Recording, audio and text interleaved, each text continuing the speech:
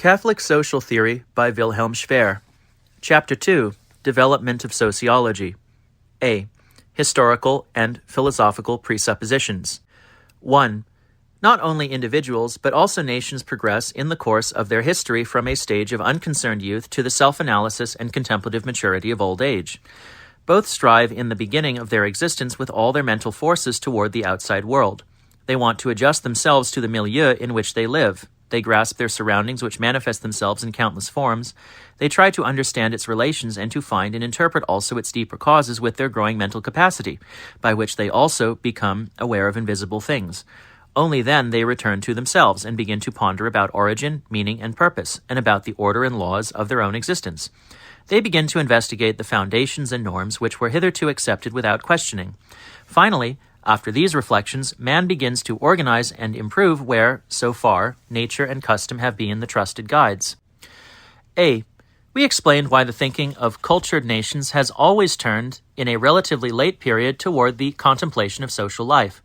When philosophy has left the youthful state of cosmology and metaphysics, when instead of problems of being and knowledge, problems of practical wisdom are considered, and when in science the leading place is taken by psychology and ethics, sociology enters upon the scene as a science which inquires into the foundation and structures, the laws, and organization of social life.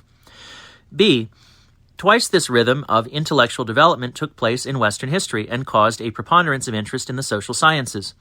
For the first time, when Greek philosophy, tired of metaphysics, accepted the tenet of the sophists, that man is the measure of all things, and of Socrates that it is more important to instruct the citizen about his duties than to indulge in the natural sciences. For the second time, when, at the beginning of the Renaissance, the homogeneous system of the Middle Ages broke down, and when the exhausted philosophical mind left the heights of metaphysical speculation to consider the human being and his society on the basis of empiric reality, from a psychological and ethical point of view. 2. Sociology and history. The growth of a social philosophy is not based merely on such philosophical causalities.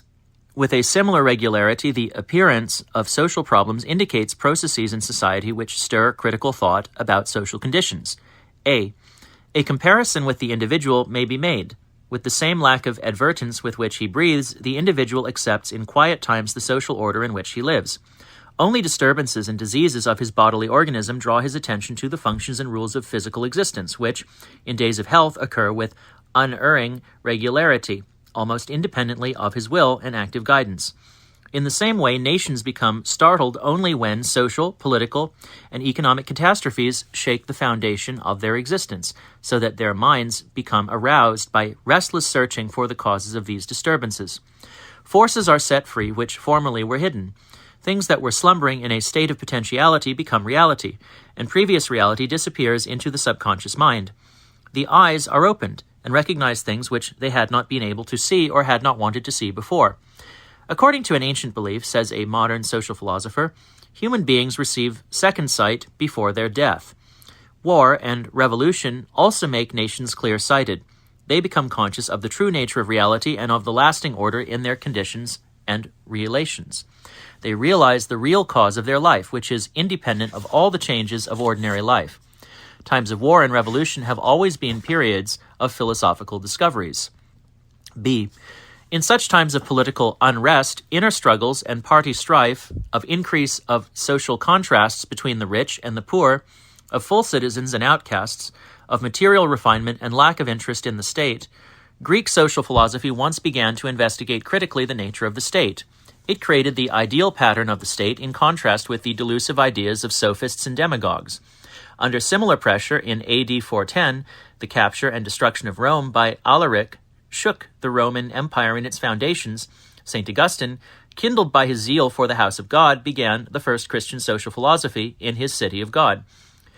For the third time, the religious, political, social, and economic revolutions at the end of the 16th century, which announced the beginning of the new era, footnote, the term new era designates the period from 1500 to 1800, brought the problems of social life to the surface. Their importance and intensity increased when the French Revolution, with its dire consequences, shook Europe and undermined its foundations. Stronger than any previous event, the World War disturbed the minds even of those who, in times without important political problems, disdained to occupy themselves with social problems. The tragic destinies of men and nations were demonstrated with frightening clearness. The individual will, and also the will of society, manifested themselves in their utmost intensity. Freedom and coercion were opposed to each other. The great problems of existence and organization of the state became subjects of fundamental consideration. The change in the form of the state and its new constitution revolutionized political life. Old Europe disappeared. New national structures took its place. New ideas and powers became evident in social and political life. The elementary necessities of life forced the victorious and the defeated parties to reestablish their relations on a new basis. 3. Sociology and anthropology. In a third regard, the similarity between the development of social theory and the growth of the individual, whose mental potentialities indicate the trends of world history, is obvious. A. In both cases, the interest in the period of youth is centered upon near, single, concrete things. All knowledge is knowledge of details. Only gradually does thinking progress to the understanding of relations, to systematic knowledge of empiric facts, to the construction of realms of knowledge, and finally to an interrelated system of the individual sciences. In the same way as a person in his adolescence makes a last attempt to grasp the whole bewildering richness of life, the great compilations of the early Middle Ages represent the transition to the Summa, in which, for the first time, the systematic presentation of all compiled knowledge succeeds. B. In social theory, reflection about society as an entity, abstracted from the separate social structures, has been the last stage. Throughout long periods, social theory contemplated only the immediately visible social structures in which society and social life manifest themselves. But among those phenomena, the most obvious ones like marriage or family were disregarded. They are deeply rooted in nature, beyond human will and human planning, surrounded by ancient ritual. Unerringly, they follow their own laws as long as social life remains in a healthy state. Two other social structures much sooner become the object of human reflection, which helps to construct and maintain them, namely law and the state. All social life, all order and culture are based upon these two. They secure and define the realm of life of every individual, determine his freedom, and limit it again if necessary. Thus, conscious contemplation of social life always begins with those social relations, and only from this moment social theories and a theory of society begin to develop. B. The social theories of antiquity. 1. The early period. All science has religious roots. For all nations, the first conceptions and ideas of law and the state reach back into a period when human thinking was still clothed in religious convictions. Religious beliefs at first establish meaning and order in the life of the community as well as of the individual. They nourish and protect the first primitive formations. They accompany the first uncertain steps which the human mind risks independently into the surrounding world. They aid him to grasp the connection of things and events in a unity and direct his attention toward a divine being, which causes everything. Religion teaches people the reality and importance of moral goods and values and gradually leads them to real freedom. A. The Greeks, the mentally leading nation of Western history, who were the first to investigate the nature of law and the state, show these tendencies clearly. In the hands of the gods, human life is safely protected. The divine laws are the foundation of all human laws. Their powerful hand protects law and order. At an early period, there appear among the gods Themis, the order established by the gods, Dike, the patroness of justice, Nemesis, the avenger of every breach of law. In them, the three main conceptions of all legal order appear as visible forms of divine descent before mankind. Legends of gods and heroes relate their power and wrath. They also bear witness to the tragic guilt which the contradiction between human and divine commands sometimes inflicts upon human beings.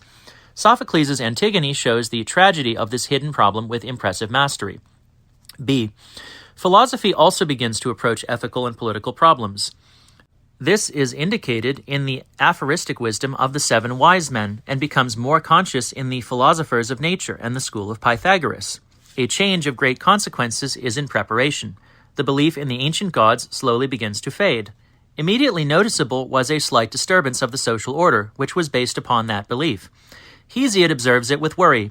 He admonishes and warns. Next to the earthly king, as to the king of gods, justice is not seated anymore. Justice also disappears more and more from the walks of man. A depressing doubt raises its head for the first time and does not disappear again, whether a law based upon the command of gods and nature really exists, or whether the legal order is chiefly made by mortals and founded upon free will.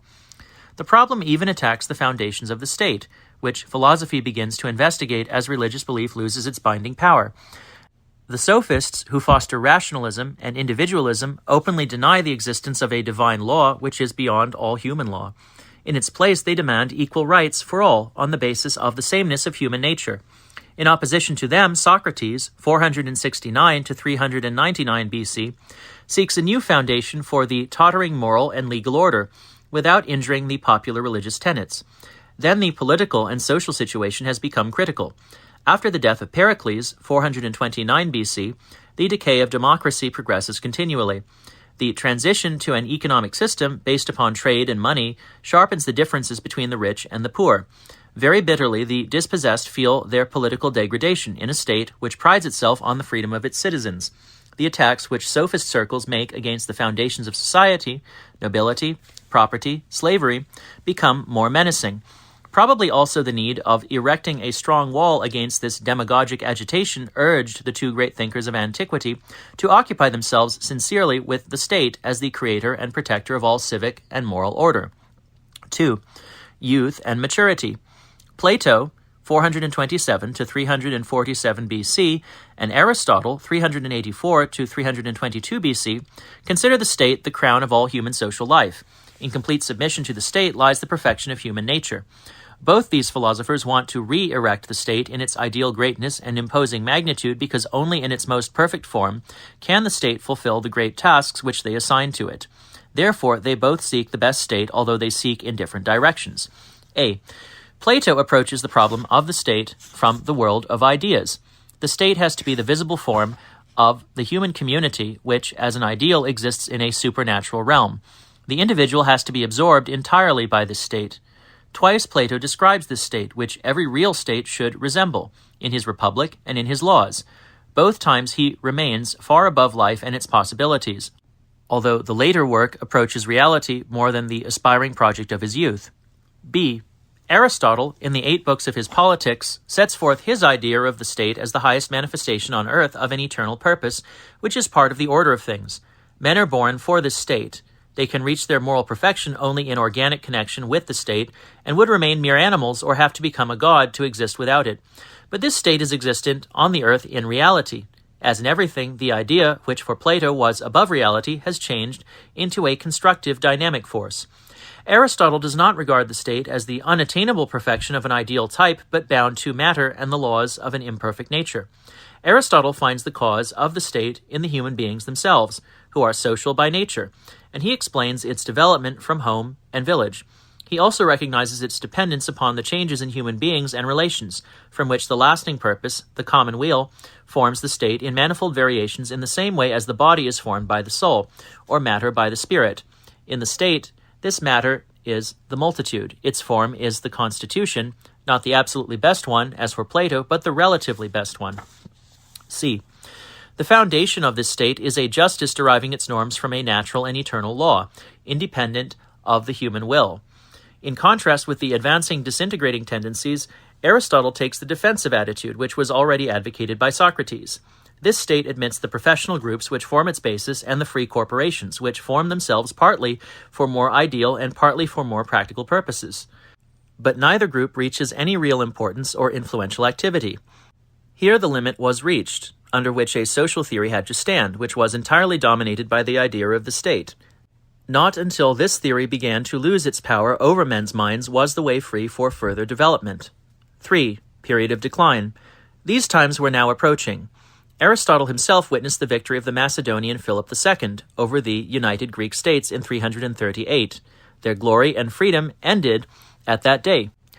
Both disappeared in the hostile empire of Alexander the Great and the Diadochi.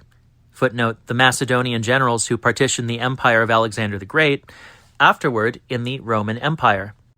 A. The consequences were far-reaching. The narrow political borders fall. The nations amalgamate in the new empire that encircles them and forms them into a new homogeneous state and economic system.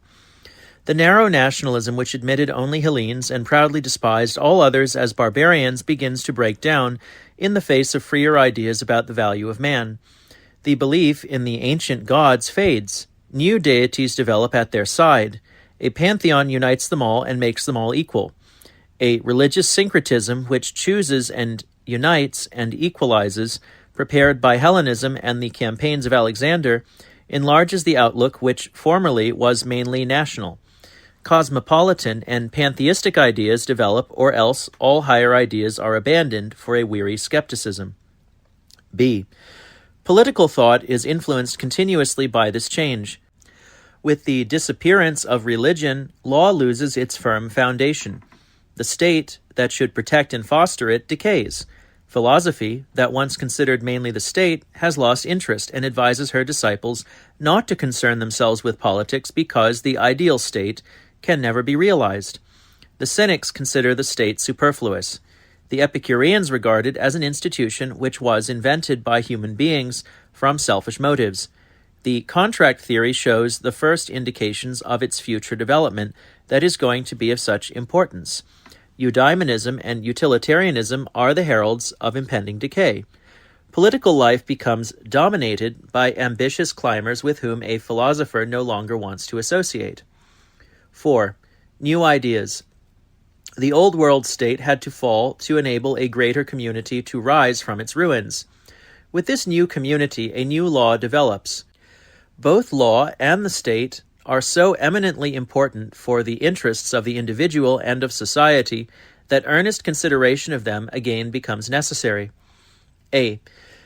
During the decay of the old ideals, the search for a new position in moral and social life begins. The present offered nothing but bitter deceptions. The ideal state of Plato and Aristotle was definitely gone. The Roman Empire was nothing but a creation based upon power and force. Thus, the mind could occupy itself freely with far-reaching thoughts and ideas, free from prejudices. The ideal of a great new empire, embracing all mankind, develops, a state which unites all nations, Zeno, a state with borders measured by the sun, Seneca, which unites the gods and man into one community, Plutarch. B. The Stoa especially developed such ideas, particularly during the middle and later periods of the empire, Seneca, Epictetus, Marcus Aurelius. Political nationalism was absorbed by a general cosmopolitanism. Seneca writes that everything we see, divine things as well as human things, are all one. We are all members of one great body. Nature has created us as brethren, for it made us from the same material and for the same purpose. It gave us natural love for one another and created us as social beings. Religious nationalism decays into the idea of a general world spirit, a logos, which conducts everything and appears in the form of a world law, nomos, before mortal human beings. Most distinctly, this change is made by Plutarch, 120 BC. All men are of one being, one nature, of equal origin and subject to the same fate. Not a multitude of deities, but one intelligent being leads and rules them. Where such thoughts flourish, differences of descent and family, of rank and possession become immaterial. These ideas lead to a social theory which, above all national and social differentiations, recognizes a human community guided by laws of equality. For the first time, mankind is considered a unity, and a generally valid natural law is recognized which is derived from a regulating universal law. 5. The close of Antiquity. These ideas were accepted from the Greeks by the Roman world. The interests of the Romans were concentrated even more strongly on state and law, as they had a very strong sense of order, were averse to individualistic tendencies, and possessed inborn political talents, combined with a strong interest in the realities of life. Already in the laws of the 12 Tables, footnote, the Roman laws of 451 to 449 BC, the severity and strong legal sense of a traditional rural community is evident. But the continuous reception of new nations, the influx of Greek and Asiatic culture, and the preponderance of foreign religions broke the national unity and undermined the national religion. National law was weakened and disintegrated by the assimilation of the foreign laws of the subjugated nations. Roman philosophy, always eclectic and dependent upon Greece, finally also accepted the ideas of the Stoic school. For the Romans, too, a natural reason becomes the guiding force of the world, and a uniform natural law the regulating agency. A moral world order is regarded as the basis of human society, of which a natural law constitutes the unwritten norm, immanent in every human mind and conscience by nature. It is Cicero who handed down these thoughts to Christianity, the heir of the already dying world of Greece and Rome.